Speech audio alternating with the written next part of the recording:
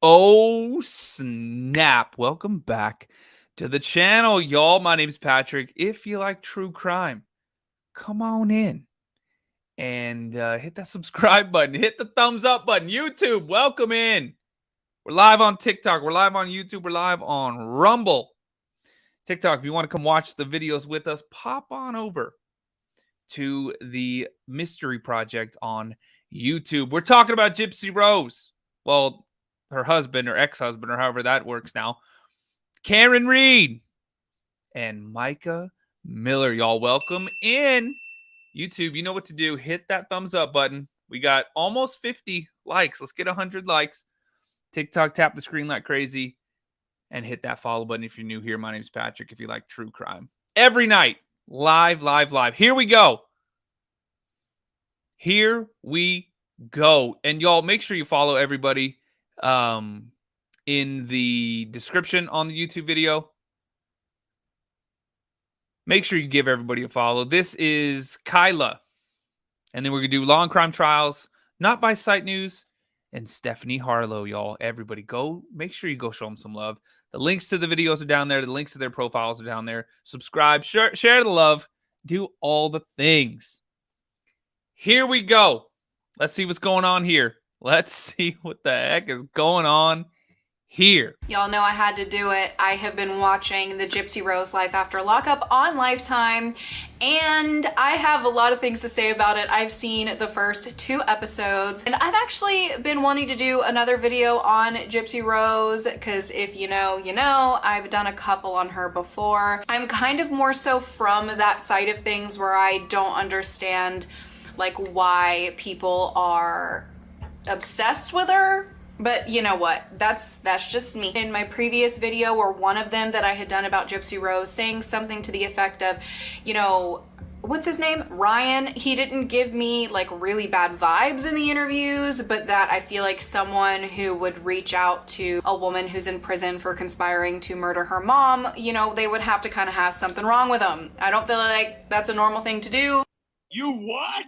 Oh my goodness gracious. I honestly feel like anybody who would disagree with me is probably somebody who's written people in prison. There's so many things that are interesting about this docu-series that already I have things to say, and a lot of things about Ryan. Like, we all know kind of like where I stand, or at least I think we do. I don't think it's fair to assume, because some people get the wrong idea on what I think, feel, and mean. I'm pretty sure we all kind of know like where I'm at with Gypsy Rose as a person, but from the first episode, I already have so many things to say. There's a whole episodes and everything. I didn't know that. Randa, thanks for donuts and the bear. About Ryan as a person, and you know, we're gonna go ahead and just hop right into it because there is a lot of things to go over. But if you weren't aware, you are actually able to watch this show on Lifetime's website. So just search up Gypsy Rose Life After Lockup Lifetime, and you can watch it with ads. So if you want to watch it before you hear what I have to say, feel free. But we definitely got some stuff to go over and maybe a few videos to react to. So at the very beginning of the show, it gives like this background into Gypsy Rose. To be honest, I skipped some of it because I already know all of that. But then it goes right into filming as soon as she gets out of prison, which I personally think is a terrible idea, but also at the same time, very entertaining for us viewers, I feel. But as for the person who's just getting out of prison, I don't know that it's the best idea to immediately be being recorded. You're going to be having a culture shock. You're going to be over. It is if she got that paycheck. What are you talking about? She said, how much you gonna pay me? Hell. Boom. Overwhelmed with all TikTok, hit the follow button if you're new here. Tap the screen like crazy. YouTube, hit me with some like action too. Hit the thumbs up button. Let's get 100 likes. We got like 12 to go. Things that life has to throw at you after being in prison for 8 years. You're gonna try and learn how to navigate being married and being a wife and having a husband and living with your partner after being in prison, but then all of this is gonna be recorded. So the first time she sees Ryan when she gets out's recorded. Like, I mean, it feels almost too personal. Like, I'm not supposed to be watching this. Now, that's why people watch it. They want the tea. They want all them teas. If you guys have seen the Life After Lockup show that isn't about Gypsy Rose, but the one that's about all the random people that are like dating people in prison, that show is the dirtiest, messiest, sloppiest, grossest, most Oh my gosh. Nurse KK, thank you. KDB, thank you. exploitive reality show that you could possibly ever watch. And I don't know if this is done by the same people that did that one. Probably. But I just remember hearing Oh, Sierra, thank you. Very sweet. that it was called Life After Lockup, and I'm like, okay, this is gonna be a wild ride already because I already know that show. When it comes down to the one that I've seen, they don't shy away from being extremely exploitive, so going right into filming her right after she gets out isn't above what these types of shows do. I don't think it's a good idea for several reasons. But I mean, Ryan has a camera in the car as he's going to pick her up. And there's this part where he like sprays himself with cologne. And this is, I feel like, one of the first like moments that you get to see, okay, this guy's a creep. He like sprays himself with cologne and he's like, this will get her in the mood. I spray my cologne on. She loves my cologne. Put her in the mood. So he's going to pick her up and he Holy mackerel. Sierra, thank you. You were so sweet. is immediately thinking about hooking up with her and their first time. It's so hot. They're already married. Yeah. Oh, it's so. What is he supposed to do? Not want to hook up with her? I corresponded with you in prison because I was not wanting to hook up with you at all. You what? Man, the whole time he's writing them letters like, Clank, diddy, clank, diddy, clank, clank, clank. It feels so weird being in a car. I get to touch your leg. whoa! Why is it spicy? She's getting out of prison, like you should be so excited to show her life and to experience life with her, but your first That's what he wanted to do. thought is, I'm He's trying to show her all kinds of life. gonna get her in the mood with this cologne. It was so good. You want some fries? No, You don't? no. You want some fries? I just want to Okay. just be. So it's new to me. It's different. Yeah, it's a different feel. Whether you like Gypsy Rose or not, I feel like there are a lot of men she needs to be careful of. And honestly, any man, including Ken, that has written to you while You done writ to her. What you doing written to her? Y'all, I like these kind of cases too, where it's like we can have a little bit more lightheartedness, right? Reacting to stuff that's a little more lighthearted. Not so much the just boom, boom, boom. Oh, gosh. All right, let's keep going. TikTok, hit the follow button, tap the screen like crazy. 25,000 likes. Let's get it. YouTube, everybody watching, hit the thumbs up button. We got 200 people watching, 97 likes. We can get 200 likes, y'all. Everybody hit the thumbs up button. you are in prison is a weirdo. That's not a normal thing to do. Like, I'm sorry, I'm not trying to hurt anybody's feelings, but if you're in prison and somebody's reaching out to you, they're a weirdo. That's just not normal. They go meet somebody at a coffee. Like, what are we doing here? What? It's 2024. Well, I guess 2023 at that time. You got people doing all that kind of stuff. Don't the prisoners have like their own like dating site where people can just go through and like scroll mugshots and find? Oh my God.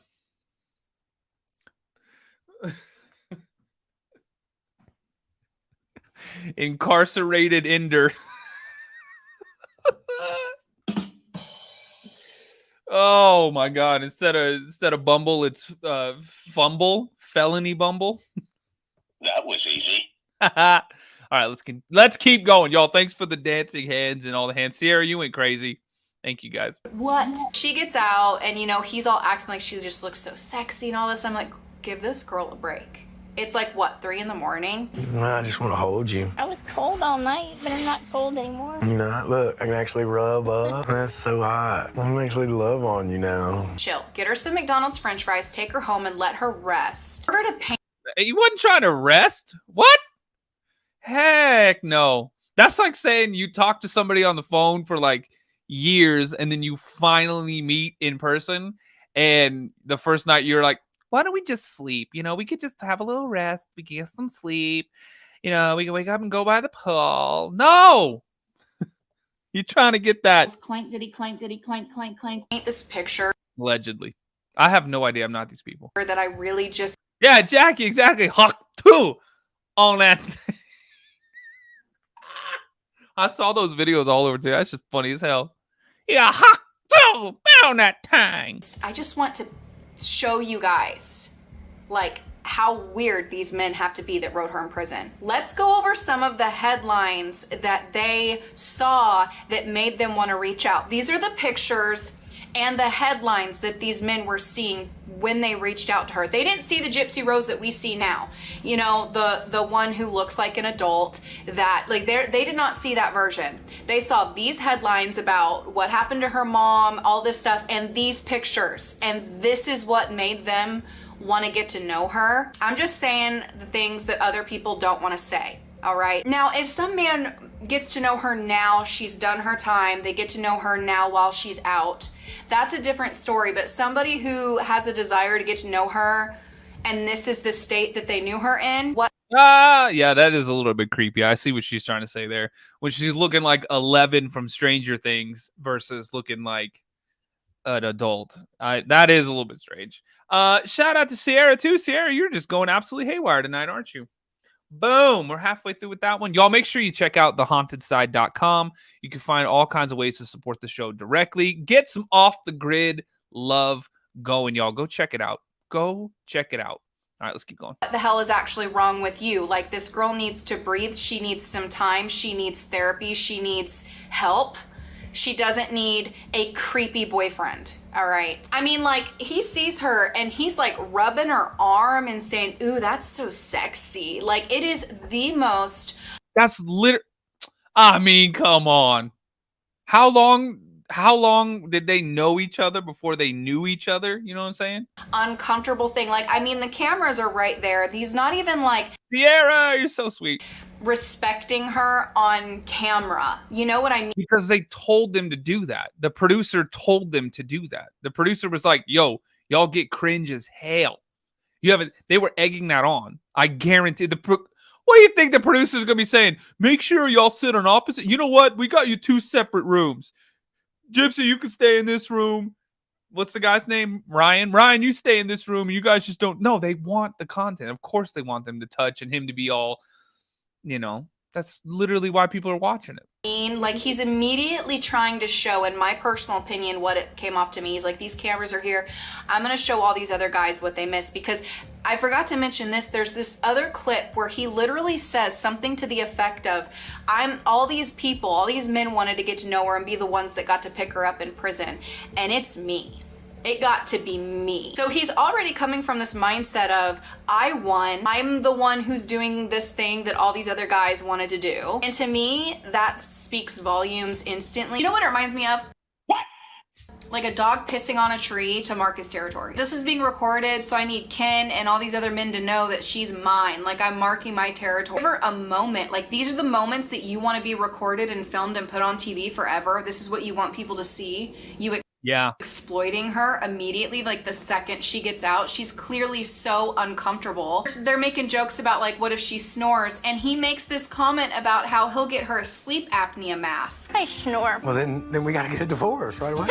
Never said I'm going to you get you a sleep snore. apnea mask, and then we'll really be there. The moment I said that, I thought, I'm not your mother. No. And I have to bring up this. There's this scene where, like, she gets on the phone with, I believe it's the parole officer in Missouri. I'm not entirely sure if it's a parole officer, but it's someone over there, like a police officer man. And he calls her and he's like, you need to leave the state of Missouri immediately, because they were planning on going to see a Chiefs game. He's like, no, you need to get out of the state of Missouri and report to your parole officer in Louisiana, even though her parole officer in Louisiana said that she didn't need to immediately report back because he wasn't going to be in the office for a few days. We're like, no, you got to leave the state of Missouri because we're responsible for you until you are out of this state. They call and he's trying to tell her all this stuff on the phone. He's trying to ask her all these questions. And the whole phone call, Ryan, well, number one, he tried to grab the phone from her and hang up on him, which, whoa, are you trying to get her sent back to prison immediately? The controlling behavior that he immediately exhibits is so concerning. Like, he's trying to hang up the phone for her. He's answering all the questions that this man is asking her for her and being so rude and, like, aggressive about it and not letting her handle her own phone call. Hey. Right now we're headed to Kansas City. To meet her family. Okay, because they want you to report immediately. No, they don't. And we get game this weekend. Our plan was we were gonna Our plan was already set. stay a few days in Kansas Yeah, City. with our PO. Time to dump off the Kansas City. Yes. Yes, he does. On New first. Year's Day. And the reason why I'm bringing this up is because not only did it show like extreme controlling behavior, in my opinion, that he can't even let her handle her first phone call out of prison, but on top of that, she was in prison for conspiring to murder her mom that was controlling her entire life, right? And then now you're also exhibiting controlling behaviors. Do you see what I'm saying? It's almost like he was seeking out someone that he thought he could control. You know what I mean? Like, I was watching it and I was so annoyed. I'm like, dude, would you shut the F up? Like, she could go back to prison. And like I said, whether you like Gypsy Rose or not, let her handle her own phone call, my dude. Jesus Christ. These men had these really weird fantasies with getting with her, including Ken, who she's currently with, because if you're gonna write this girl that's in prison for all this stuff, like, you already have something wrong with you, period. And this shows that exactly where his head's at is Whoa. not only is he exploiting her on TV, but then Jessica, thank you. Maybe he's just doing it because he wants to be a loving husband. I mean, I don't know. Maybe he was like, I got you, girl. I'm going to protect you. I ain't going to let them talk to you like that. you also have these I don't know. Maybe not. I don't know these people. Nurse KK, thank you. scenes where before he's going to pick her up, Oh, Nurse KK, you're so sweet. he's sitting there talking to the cameras and he's like, so many people or so many men wanted this opportunity to be able to pick her up from prison, and I'm the one that gets to do it. It's like you can already see that he's coming from this mindset of, I'm the one she picked. Just excited that he won and that he wants to rub it in these other people's faces, including Ken, that he's the one that won, instead of like actually caring and loving. Isn't that being proud of your wife? That sounds like a good thing. Wouldn't you want your significant other to be proud that they're with you and not with somebody else? I feel like that's not as bad as she's making it sound. I mean, maybe he was creepy about it, but would you rather him be like, nah, I'm good, and be trying to get with somebody else? It's a little bizarre, but again, I don't know these people. Loving the person that he's with. It's more so about like showing people and being the one that won. There's this like scene where she's in her room with Ryan and she's pulling out all of this lingerie. And this is what I mean about the people who make these life after lockup shows being so exploitive, because why are we filming this? So he bought these for me. Because they want the views. What do you, come on. Why did they make that? I wonder why. So that you'll make a video about it, so that I'll react to a video about it, everybody be talking about it, because they want eyeballs watching this series. About 2.5 years ago, we just started dating. I always wanted to wear this one. A big part of womanhood is learning to be comfortable with their sexuality. They're like filming her like holding it up to herself and being like, oh, this is the first one I was gonna wear that he bought for me to wear for our first time out of prison. You mean to tell me that while you were in prison, this guy bought you piles of lingerie for when you get out, but couldn't even get you one pair of shoes that fit? For Christmas, he gets her high heel Louis Vuittons, okay? These like glossy black, like super high heeled, sexy Louis Vuitton shoes. The shoes that he brings her when she's out of prison don't fit her. Bro, you couldn't even get this girl shoes that fit and that are comfortable for her to wear. She has to waddle into a shoe store while people are like taking pictures of her and paparazzi and stuff. You could buy her all this lingerie, piles of it, and sexy shoes. Where's your head at? Actually, don't answer that. We all know. He probably wasn't planning on going on a hike. He probably was like, man, even if I get you shoes or anything else, he's trying to not have it on that long anyways. How dare you? I don't know. I'm not these people. But yeah. Did he get her a toothbrush? Does she have a toothbrush? Or do they have to get one from the front desk? That'd be my real question. I want to know that. I want to know that. What do y'all think? By the way, YouTube, hit the thumbs up button. How many likes do we have? I can't even see. 126. Let's get 200 likes. TikTok, hit the follow button if you're new here. Tap the screen like crazy. We're going to be talking about this one. I think this video is almost over. And then we'll move on to, we're talking about Karen Reed and then some Mica Miller videos as well, some updates and stuff. So welcome in, y'all. My name's Patrick. Hit the subscribe button. Hit the thumbs up button. Tap the screen like crazy and hit the follow button TikTok. Let's go. Let's continue this This video these here. scenes where it's like they're talking about how they consummated their marriage and all this stuff. We've been having sex the last 2 nights. Why are we talking about this? There's nothing about She trolling us. Kayla. Is it Kayla? I think it's how you pronounce it. Are you trolling?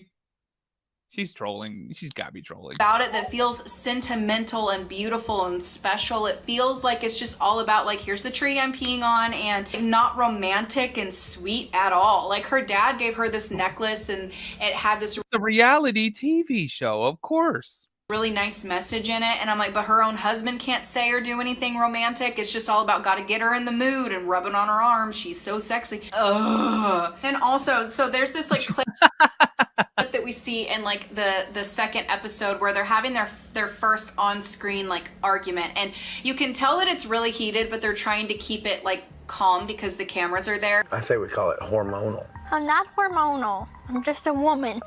Okay, well, let's call it a woman. No. Okay. This is where she really wants this dog, and so we get to see, and we all heard about when she adopted the dog and everything, but in this moment we get to see her and him were not on the same page with this. Like he's telling her like, don't you, like you gotta, you know, take the dog out to pee and like pick up the poop, and trying to talk her out of getting the dog because it's a lot of responsibility. And she gets really triggered because, you know, with her mom did everything for her and made her feel like, you know, a child who couldn't do anything for herself. And so she gets triggered because she's like, I know how to take care of a dog. And it's like, she is an adult woman. If she wants a dog, she can get a dog. She don't gotta ask. It's like, again, we see his controlling behavior come through of like, it's Huh? Is that controlling behavior to say, hey, maybe we're not ready to get a full-on dog? Maybe we should travel some and like, you know, get to know each other before we just get like a fur baby? I don't think that's a good advice. Hey, hold on. Think about this first. Don't just get out and then immediately jump into getting something like a puppy dog or something. That's not, is that really? Y'all let me know what you think. I think that's good advice. I think that's good advice. It's very telling to me that you wrote her in prison and wanted to get with her whenever you're just as controlling, and she came from a controlling environment, right? But I mean, the thing that I really want to talk about is like he tells her on camera, you are so violent. I want a mouse sheet. All right, I'm working on it. So violent. I'm not violent. Take it back. He says that. I'm like, she just got out of prison for conspiring to murder her mom, So she is. right? And the cameras are there. Wouldn't you want to make her look good? Like, No. why would you say on camera, you're so violent? Why would you say that? Because she's trolling. Like, are you trying to get her sent back to prison? Another part that's like really awkward where he like sits by her and puts his arm around her, and she's like, you're hovering, and he gets all mad. That's fine. You're hovering. Thank you. My personal opinion on Gypsy Rose is, girl, you shouldn't be with anybody. You shouldn't be with Ken. You shouldn't be with any man that wrote to you while you're in prison. That's for sure. I feel like if somebody like met her and got to know her outside of prison and maybe didn't know the history of everything, whatever, right? Because you're getting to know someone who's That's worse. Would you want... Oh, come on. Use the reverse logic of that. Say a guy goes into prison and he does all this horrible things. He conspired to, you know, red rum somebody. You don't want to know any of that stuff. You want him to just go back out into society and just meet girls outside of that and be like, oh, yeah, you don't know anything about me? Awesome. Let's start dating. Do you want to get married? What? No. I think it's total opposite. I think total opposite. All the people that already knew what they were getting into, they're also adults. So if they want to write to her and get with her and be with her and live happy ever after or whatever, then let them. trying to rehabilitate themselves a new life. But if you know her from what she did with her mom, she needs to get away from every single guy that knows her from that situation and that wrote to her while she's in prison. And I don't even like Gypsy Rose, and I'm saying that. Like, I feel like That is that logic is crazy, isn't it? That's a little bit strange. I mean, to each their own. We can all have differing opinions, but I think, like, I mean, seriously, y'all, the analogy of that is think of it if it's a guy that did the same thing. You just don't want anybody to know that. Jackie, thanks for the $2 Rumble rant. Keep it up. Thank you for the love. Y'all, Rumble Rant, Super Chats, YouTube, click the little link that's pinned in the very top of the comments. You could join the channel. TikTok, thanks for all the live gifts. You guys know the channel is not monetized at all other than the live gifts and the subscription. So y'all hit me with the little hearts, click my face, hit that big red subscribe button, support the show. If you want to, you don't have to. But let's keep on going. Anybody who's going to reach out to her, knowing her from that state, and like I said, those headlines and those pictures are what they saw, and that made them think, oh, I want to date this girl while she's in prison. No, no, no, no. Something's wrong with you. You're not well. You need to seek therapy. Also, she gets back with Ken, right? She says they've been in love for a very long time, which means, oh, in all these interviews and clips and stuff that we've seen of her talk about Ken, she was lying in them, which I don't think looks really good either, because a lot of the people, myself included, that have questions on things, it's because we're wondering, are you manipulating and lying even still? And so she gets caught lying about how she doesn't have things for Ken, but is in this live right here saying that she does have feelings for Ken, that they were in love for a very long time. So which one is it? If you weren't using Ryan, then what was this? But also, her stepmom kept in contact with Ken, right? Kept in contact with him this whole time. Guess who texted Christy this morning? KU.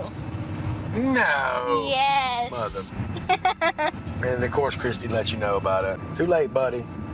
I don't know who needs to hear this, but if somebody breaks up with their significant other, unless you have some sort of ties to them through the family, like if they have children together or something, unless that, I don't see any reason why somebody in your family should still be communicating with your ex-boyfriend or girlfriend. I feel like the step Because they build connections too, and they're adults, and they can continue to talk to whoever they want to talk to. mom doing that was really weird, and she also kind of gives me weird vibes anyway. Like, she's in these clips talking about how she's so excited to see Gypsy, but the first moment Gypsy walks in and she sees her, doesn't even stand up and get off the couch to say hi to her. Like, Gypsy has to walk over to her and ask for a hug and her to stand up. Like, she doesn't even get off the chair to go It's all about ratings. see this girl that she All that was staged. All that was produced out. she's been so excited to see that just got out of prison. You know, she's calling her daughter. And I mean, like, Gypsy says, you know, me and Ryan consummated our marriage, and the stepmom is all like celebratory, like, yay. We consummated our marriage.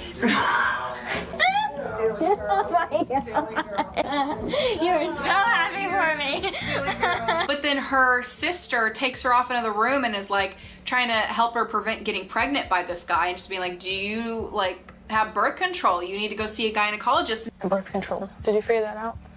Not yet. Her sister is having more responsible responses to the situation than her own stepmom is. I don't know, guys. I do not know what to expect with this show. You're gonna have to let me know what you think. Did you see it? What were your thoughts? If you want to see me comment more on this show as it progresses, definitely let me know. I probably will anyway, because I know there's gonna be so much to say, so much to talk about. If you want to hear my recaps of Life After Lockup with Gypsy Rose, whatever Oh, snap. the show's called, And do y'all want me to keep on reacting to the reaction of the reaction of the reaction?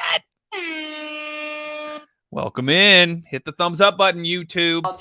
definitely like this video, subscribe so that you can see when I do another video about it. Do not forget to subscribe, because if you don't subscribe, you might forget all about me and forget I exist, and I don't want you to do that. Thank you guys so much for watching this video, and I will see you soon for another recap of what the hell are we watching. Gypsy Rose, Blanchard, Life After Lockup.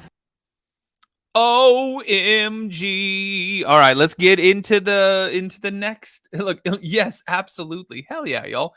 TikTok, hit the follow button. Tap the screen like crazy. 25,000 likes. Hit me with the little heart things. Click my face. Hit the big red subscribe button. YouTube, hit the thumbs up button. Let's get 200 likes. We're almost there. All right, let's move on to some Karen Reed stuff here. What's going on with Karen Reed? Apparently, there's some fiery exchanges. Oh, man, let's go. River Rat Nana, thank you. On Roxanne, Saturday, January 29th, Thanks for the heart. 2022, Trooper Michael Proctor and Sergeant Yuri Buchanan of the Norfolk County District Attorney's Office responded to the unattended death of John O'Keefe at 34 Fairview Road in Canton. Those were your words, were they not? All right, so the objection sustained, you can ask it differently. Did Michael Proctor tell you that he had received or retrieved John O'Keefe's cell phone from 34 Fairview Road in Canton? Objection. I'm going to allow that. No, I didn't know where it was retrieved from. You didn't know where it was retrieved from? Correct. All right.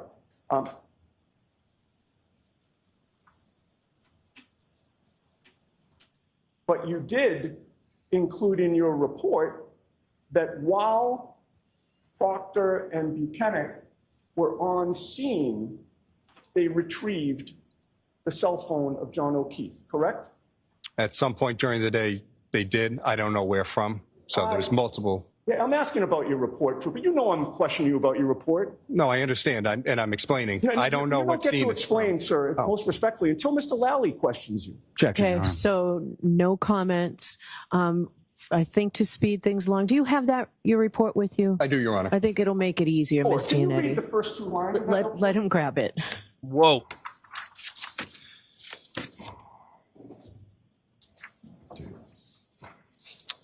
Go. Can you read the first two lines to the jury, please? Yep. On Saturday, January 29th, 2022, Trooper Michael Proctor and Sergeant Yuri Buchanan of the Norfolk District Attorney's Office responded to the unattended death of John O'Keefe at 34 Fairview Road in Canton. Through his investigation, it was found O'Keefe was a victim of a motor vehicle homicide. While on scene, Trooper Proctor secured O'Keefe's phone and brought it to the Norfolk DA's office Oh, I got to change the pic. You're right, y'all. for forensic analysis. Okay. So you'd agree with me that you included that clause, while on scene, they secured his phone, did you not? I did write that. Okay. And that was back on February 4th of 2022, correct? Yes, it was. Within 6 days of John O'Keefe being found mortally wounded on Albert's lawn, correct? Yes, sir. And at that time, you knew that the crime scene was 34 Fairview Road, correct? No. Yet you put in your report while on scene, did you not? Yes, I don't know what scene they recovered from. I know they went multiple places on the 29th. They didn't get back to me till 7:30 that night almost, when I first got the phone. Well, you'd agree with me that the Canton Police Department wasn't the crime scene, correct? I never said crime scene in my report. I wrote scene. Okay. Well, Canton Police Department was not the scene of any crime, was it? I don't know. I don't believe so. You don't know if the Canton Police Department was the scene of a crime. I don't think it was. You don't think it was? Okay. Now, in that report, you were trying to establish the chain of custody of that phone, right? Because you described where it was found, where it was taken, and who had possession of it, correct? I said it never said where it was taken. I said the phone was recovered on scene by Trooper Proctor. Again, I don't know where it was recovered from. I did find out later it was at Canton PD. Well, hold on a second. We're focusing on your report.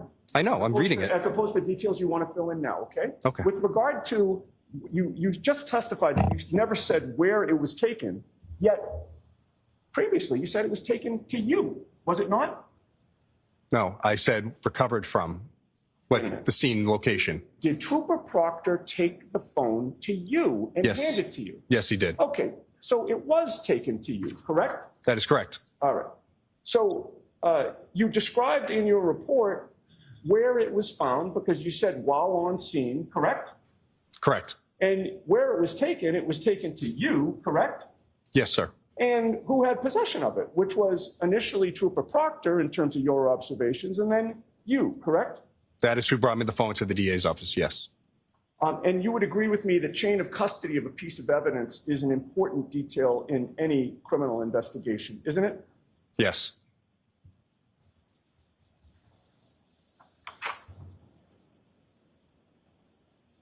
Would you agree with me that Would you agree with me? someone reading your report or listening to it Hey, shout out to Kat. Thank you for the $10 super sticker.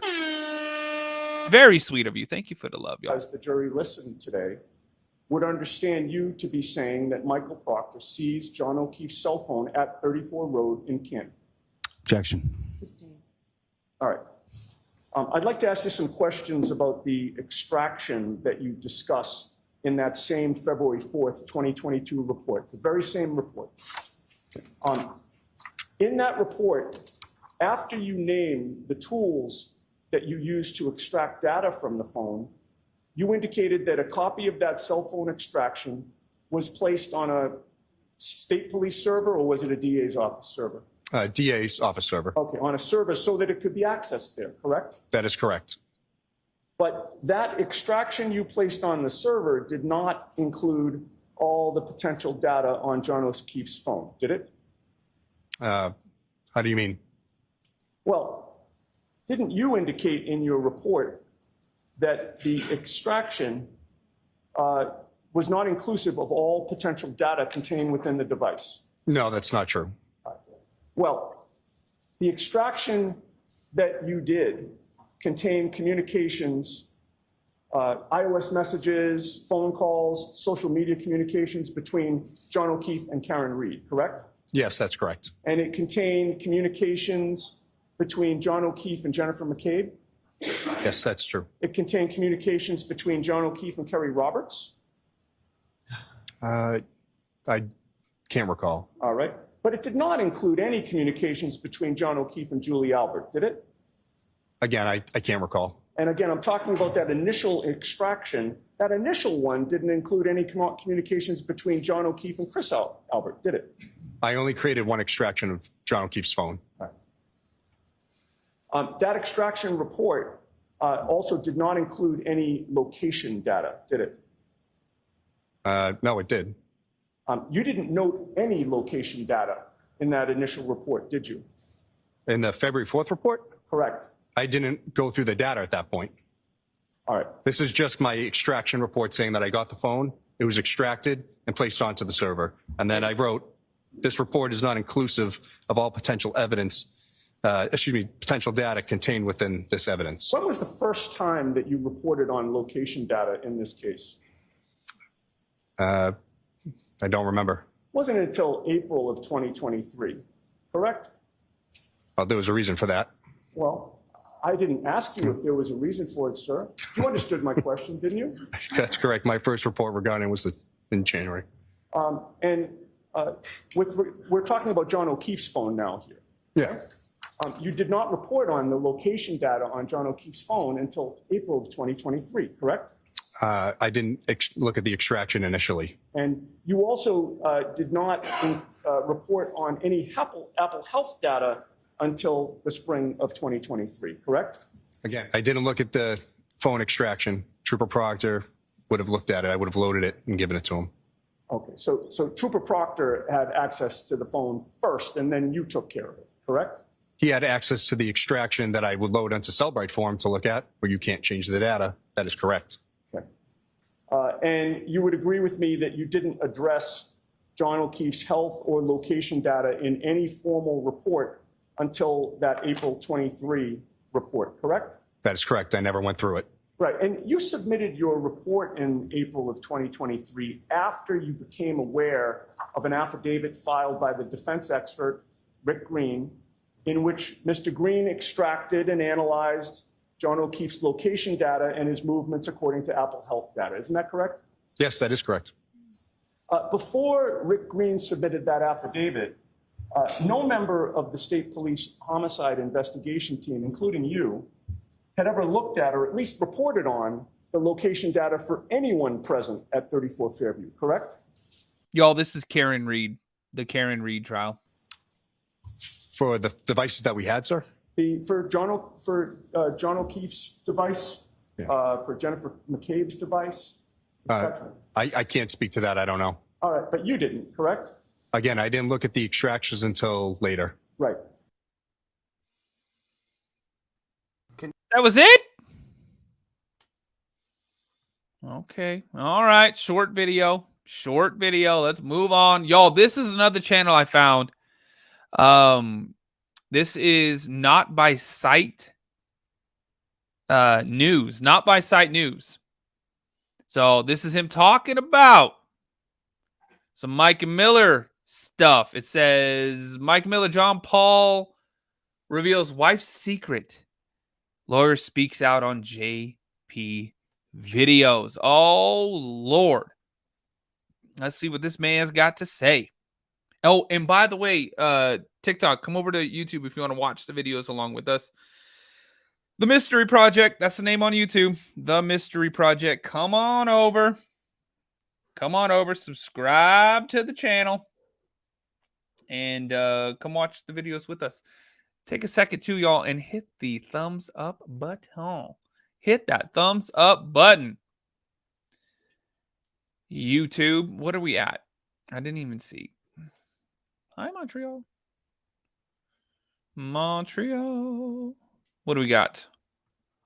170. Y'all, 30 people hit the thumbs up button. Come on, y'all. We can get 30 more likes. All right, let's go. Let's see what this gentleman's got to say. Continuing to keep you updated on the Mica Miller and John Paul Miller case. New information revealed about that. Well, I guess you could almost call it the day that will live in infamy forever, that being March 11th.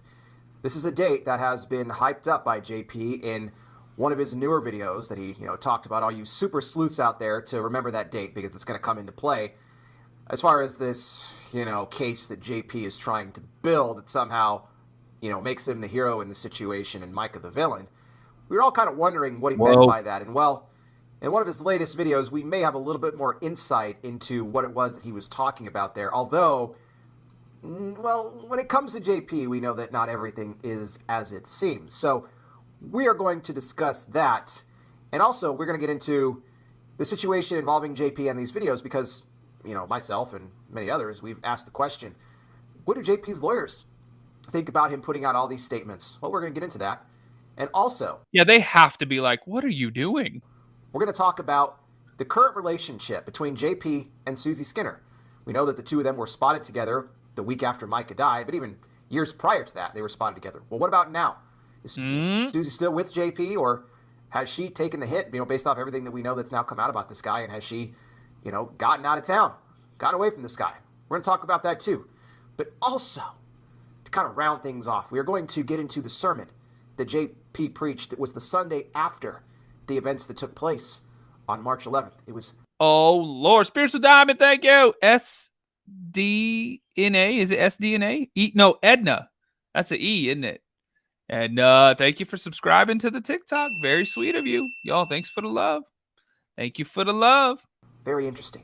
I hope you'll stick with me. But before we even get started with all of this, I want to welcome all of you to Not By Sight News. Yes, blind Christian guy here reporting to you, reminding you as always. Oh, he's actually blind. Wow. We walk by faith, not by sight. For someone like me, that's kind of my only option. Speaking of that, for those interested, you want to know my story. How did I go blind? How do I operate my entire ministry without being able to see? Made a video that explains it all. You'll find a link to that in the description section of all my videos. And if you really enjoy and appreciate the work I do here and you would like to bless me with a donation, a couple different ways you could do that. One, just hit the super thanks button on the YT video here, or join the Patreon for as little as $5 a month at patreon.com/notbysightnews. Link in the description. Hey, do you want to get access to all of these videos before they hit the main YT channel? Well, when you sign up to my Patreon, that's exactly what you are going to get, along with a bunch of other cool features. I hope you'll check it out and join me. Again, it's patreon.com/notbysightnews. Big thank you to everybody already contributing and those thinking of doing so. Thank you as well. Your generosity is greatly appreciated.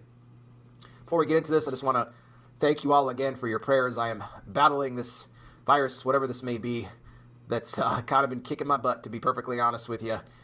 But you know what? I'm pressing through it, dedicated to bringing you guys this news, even if I don't feel my greatest. But again, I appreciate it. Well, we hope you feel better. Thank you for putting up with my voice the way that it sounds and everything. So the work never stops. Sounds pretty normal, bro. You're good, man. For somebody like myself and what it is that I do. So again, I thank you all for that. I'm trying to get some sleep in where I can. Did a lot of sleeping actually today. But now here I am. I'm not one of those that can just kind of sit still and do nothing. So, so here I am. We got to get into this because, yes, we're covering the Mica Miller and John Paul Miller case. Now, what I want to start off with here is JP's videos, because this is a question that we were all asking, right? How could it be that the lawyers would actually approve this? This guy coming in almost nightly. By my count, now this is the latest video that we're going to discuss here is actually from June 18th, so I may be a little bit behind just because of the way I've been feeling lately. I haven't been getting these up as quick as I would have wanted to, but we'll keep covering it for you no matter when we do. I'll try to make sure I mention the date that it was released. But this is from June 18th, and JP actually addressed the question as far as how he found True Crimery, the channel on TikTok that he's been using to put out these videos, or more like how True Crimery found him. That's according to JP, that True Crimery reached out to him and said that they wanted to give him a platform to share his story. JP claims that he doesn't feel that True Crimery, he did refer to True Crimery as a she, that she didn't have any sort of an agenda and that she wanted to give him a fair platform. Now, he also claims that his lawyers are perfectly okay with him coming out every night and speaking. Now, what attorney wants you to speak ever? No, they say shut the hell up. Have y'all seen that there's people that think that the True Crime Re or RI, Rhode Island, is actually JP? Have y'all seen that? Is there any truth behind that? Has anybody done any digging and find out? Some people think that that's just him. just my opinion, I don't believe this for 1 second. I don't believe it for 1 second. Now, there's some that are making the claims, well, because he's paying them. I mean, how can they really tell him what to do? Look, if it's good, They can, but it does, whether or not he listens is a totally different thing. to affect, his time, whether he spends time behind bars or not, or whether he gets convicted of something, I think he should care. And I think that the lawyers' opinions would actually carry some weight when it comes to that. They can't be happy with this. But he's claiming that, no, they've given him their blessing to go out here, say what you want, say your piece, speak your truth. We'll find out. We will find out if that's the case, because, again, anything this guy says is being watched by the FBI, as he is under investigation. And you also have to know that anybody who is in, direct communication with JP, they too will most likely be monitored by the FBI, and that would include the True Crime Re channel. Now, some believe that this TikTok channel is just actually JP, and it's not another person. Maybe it is, maybe it isn't. I don't know. That part. Again, it's hard to believe anything that comes out of JP's mouth. Sometimes he says some truths, but they're more like half-truths, and then, the rest of it gets exposed as lies. But yeah, anybody that's speaking directly to him, even Susie Skinner. What about Charles Randall, his so-called spiritual advisor? So you have all these people that have to be very careful when communicating directly with this guy, knowing that he's under investigation. So that was kind of like the gist of what his June 18th video was all about. It was just basically explaining how he came to know the True Crime Re channel and how that relationship got started. And, that his lawyers are approving what it is that he's doing. So I'll let you guys let me know your thoughts on that, and if you really do believe that the lawyers have given him a blessing to do this. And again, I don't think that they did. But that's unhinged bananas crazy. just my opinion. You may have a different one. Okay, let me move on to this next point here, and that is the events of March 11th. There's a lot to get into with this. New information has now come in that says that there was a lot of police reports that were filed that day, but at least 3 of them that we know of now that were filed against JP. The first police report, according to sources, because there's many boots on the ground that are down there in the Myrtle Beach area that have contacts to the situation, they're claiming that the first police report was filed against JP at around 1:20 in the morning, just shortly after 1 a.m. on March 11th. And of course, this was, the one incident where Mica's tires were found with razor blades in them, that JP had them slashed, right? We know that he also had a PI that was following Mica around. By the way, everybody, YouTube, hit the thumbs up button. 13 more likes to get to 200.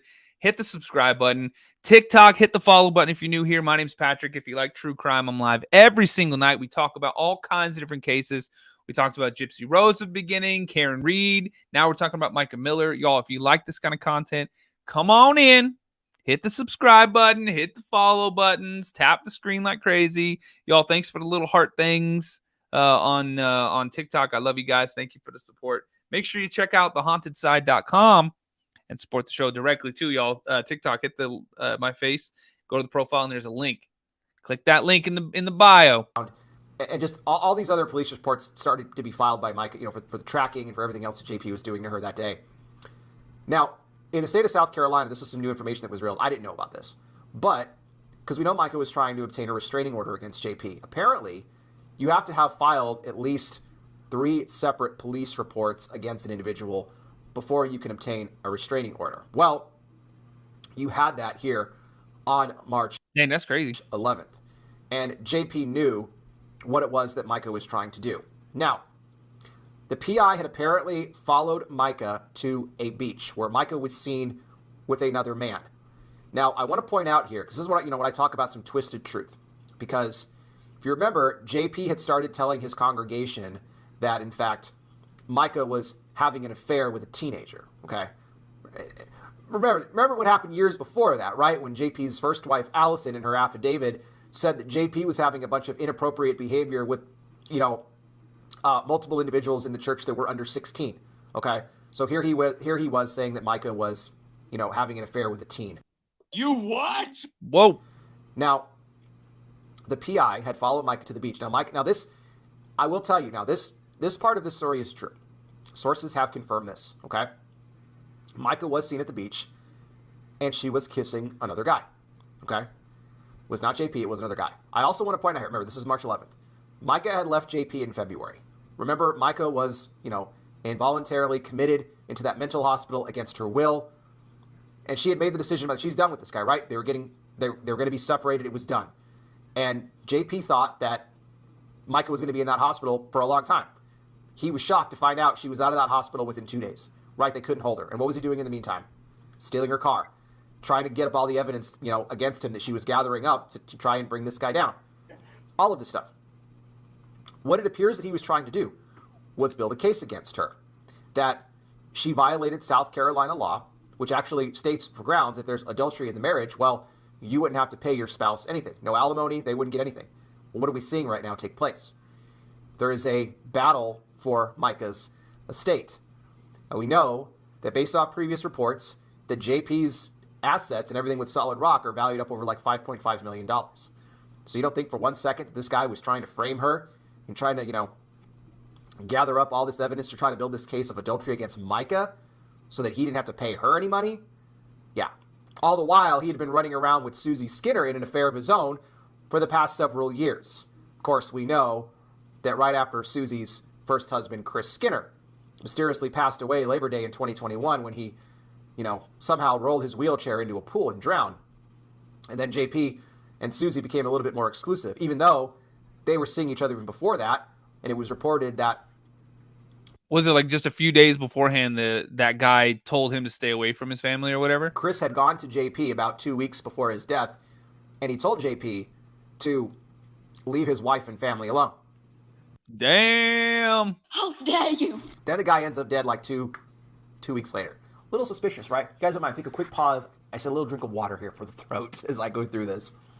I told you I'm battling through this thing. Okay. Water's good for you when you're not feeling good. But again, I'm committed to bring you guys this news. Hey, it's always good for you, man. Stay hydrated, y'all. In fact, everybody, hey, cheers. Stay hydrated, Let's keep it going. So, we know that's the deal with Chris. And, JP trying to catch Mica in this affair, when all the while he's running around with Susie for the past couple of years on Mica, okay? And Mica had said this in her, her own affidavit and reports that JP had cheated on her numerous times, okay? And this was before that they were actually separated. So, getting back to the beach situation, because, yeah, it was confirmed. Mica did kiss this guy, okay? And the PI apparently gathered up pictures and video of all of that, which they were going to try and use against Mica. Now, we've also revealed who this individual was that Mica was on the beach with. Turns out that it was JP's intern. Excuse me. Now, we don't know yet the name of the individual. There may be some that know the name, or JP himself may reveal the name at some point. But this individual was apparently... Thanks, y'all. Amanda, Eric. Being trained by JP and in preaching, and he was going to just kind of bring him up as, his next guy, really, as it came to the church. Now, remember JP said that Mica had an affair with a teen in the church. Okay, we understand that according to sources, this intern was around the age of 19 or 20. Okay, so he was 19. Is he technically a teen? Yeah, but also some are saying that he was 20. Now, Mica would have been 29 years old at the time. So you're talking a 9-year age difference here. JP is like 15 years older than Mica.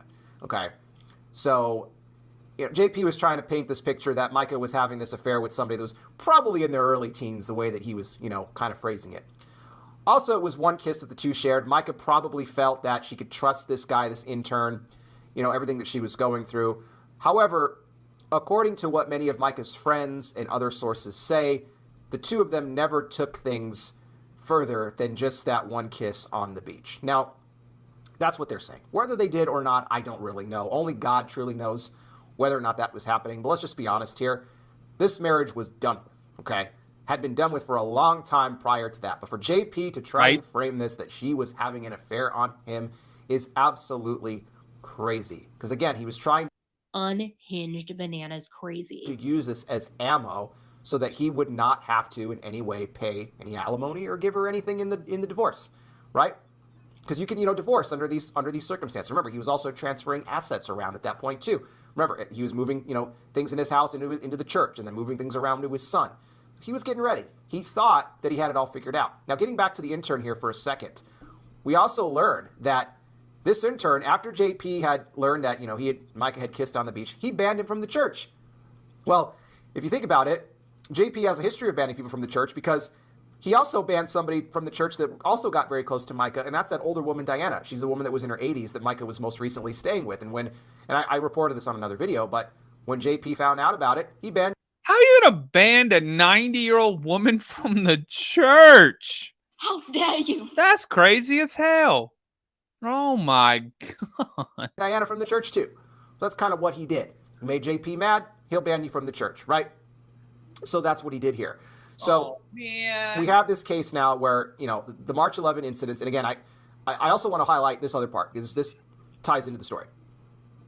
We know that that video was released of Mica and JP at the Honda dealership, right? Mica was getting the car fixed because that was also the same day that, the razor blades were found in her tires.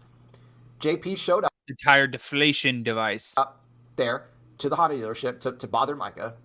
And, this is when he said that he was going to put that topless photo of her on Facebook. Remember, he said it'll be up on Facebook in a few hours. And then Mica told him to walk away and that, you'll be in jail in a few hours. So then he finally walked away. So this is what this was referring to, was this incident on March 11th. Again, the day that all these police reports were filed here between the two. And then we know that JP eventually did go put that picture up on a Facebook group. And then he ended up emailing Mica a few weeks later, I think it was the middle of April, where he actually apologized for that and said that he didn't mean it. It was an evil act. He also admitted to causing damage to her vehicles, and if she came back home, well, he would get her a new vehicle. But remember the video that came out prior to the one that he put out on June 18th.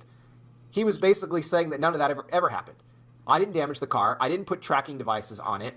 I didn't do anything with a topless photo, but you did. So he's outright lying then. So it was already pretty crazy. It was already all proven. So going back to what JP said on his June 18th video, how is it exactly that his lawyers approved him doing these videos when he's just basically lying? That's why I can't believe this, because all of this has already been debunked. I mean, you have JP in email transcripts and everything else admitting to doing these things. But he's saying now in these TikTok videos that he didn't do it.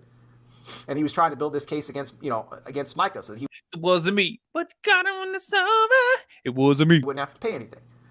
It's absolutely ridiculous. Now, let me get to this other part here about Susie and JP, because there's apparently a lot of people that follow JP around. Obviously, in South Carolina, they're in Myrtle Beach because of, who he is and everything. Well, according to those sources on the ground, they have spotted JP and Susie meeting up at this ballpark that's very close to the church, where they've been meeting up apparently almost every night.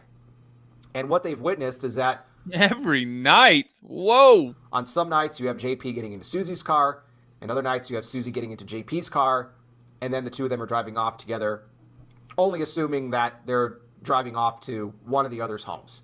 So, for any that were asking the question as to whether or not Susie was still involved with JP, the answer to that question would be a resounding yes. And that's not good, because with everything that has now come out about this guy in the last 2 months, Susie is still with him, which means that this man's spell is still very strong. He is still very impressionable upon people, and that's what I want others to understand, because there is still a huge amount of people out there that are supporting this man and believe what he is saying. And is the church dwindling down in members? Yes, but there are still a lot of people around the world that actually buy what this guy is saying, because he's doing these videos to try and somehow create this, image of him being a sympathetic figure. And if Susie hasn't woken up to this by now, I mean, I fear for her, because, you don't want her to go down the same road as Mica or Allison Williams, his first wife. I wish somebody like Allison could, talk to Susie and tell her, like, you need to get away from this guy. Like, he's not who he claims to be. And she could speak from that experience, or even Mica's own family could tell Susie Skinner. But that's apparently what people are seeing there on the ground. Now, let me end on this point, because the Sunday after March 11th, the sermon that JP preached, this was, you want to talk about twisting around a narrative. That's exactly what he did. And kudos to everybody who, dug this up, because there's a lot of good investigators out there that have been combing through JP's sermons of the past and trying to look for these clues. But in the sermon, JP basically tells the story, recapping the events of him and Mica on March 11th. But what he does is he tells the story by saying that it was from a pastor friend of his. So he says that he gets a call from a friend of his who's a pastor. Oh, yeah, and he literally said the entire story. Who had suspicions about his wife possibly having an affair. And he hired an investigative firm to, try to find her. So one day he was just saying that, the wife just left and the pastor was very concerned about her. So he hires this team to go find her. And then lo and behold, they find out that, she was with another man, that she had cheated on him. And the pastor was furious and he wanted to divorce her and, had every grounds to do it, talked to his lawyers and said that you have a right to do it because of adultery. And, in South Carolina, you wouldn't have to pay a single thing. You wouldn't have to pay a dime for what happened. And so he's just replacing him and Mica with his pastor's friend because he was trying to build sympathy. And again, he told the church. He told the church about Mica's, relationship. He said she had an affair with a teen. And he used that sermon. He lied and said it was a pastor friend of his that called him. It wasn't a pastor's friend. It was him himself. It was JP the whole time. Whoa. And talking about how, but at the end of the day, I wanted to forgive. I wanted to choose to forgive instead, trying to, again, gain more sympathy. Because Jesus says that he would never leave us or forsake us. And so I wanted to be the same way. You see how easy it is for pastors to do this. And by the way, there are a ton of other pastors that do this on a weekly basis that aren't even JP, that do this from the pulpit. They can manipulate, though, in many other ways. They can manipulate very strongly through money. Many churches that do this, especially ones that promote the prosperity gospel, they just don't get as much attention. But yeah, this whole sermon that he preached after March 11th was just pure manipulation. Pure manipulation. So I think we'll leave it there. I think I hit on all the notes I wanted to cover as far as this update. If I left anything out, I apologize. And I will bring it up in a future video. But I want to get your thoughts on this as well. You can drop them down below in the comment section. What do you think about this? Did JP really get the approval of his attorneys to to do these videos on TikTok? What do you think about the events of March 11th, the so-called beach affair with Mica and JP's intern? Let me know that as well. And again, if you appreciate the work that I do here and you would like to contribute with a donation, remember you can hit the super thanks button on the YT video or join the Patreon for as little as $5 a month at patreon.com/notmysitenews. What I want to do right now, something I do on all these videos, let's end this video on hope. It's part of my ministry outreach. This is an altar call. Been doing this on my videos since 2016. No matter what it is that I'm discussing here in the church, exposing the wolves, we always want to give people the opportunity to receive Christ as Savior. So that being said, for anybody watching now, if you are somebody who has not yet received Jesus as Lord and Savior and you would like to do so, I want to lead you in a prayer to do that right now. This is a prayer you could do in your own words, but I will give you the steps you need to bring it before the Lord today. First thing that you want to do right off the top, acknowledge you are a sinner. That is something that we all are. The good news is that God gave his only son, Jesus Christ, to die on that cross for the sins of all the world. So he died and rose again for you and me. He paid the cost. What you have to do is repent of your sin. That means to turn from sin, not just to say you're sorry and jump back to your old ways, but to actually turn from sin, which are those lifestyles, patterns, habits, behaviors, things in your life that go against the word of God.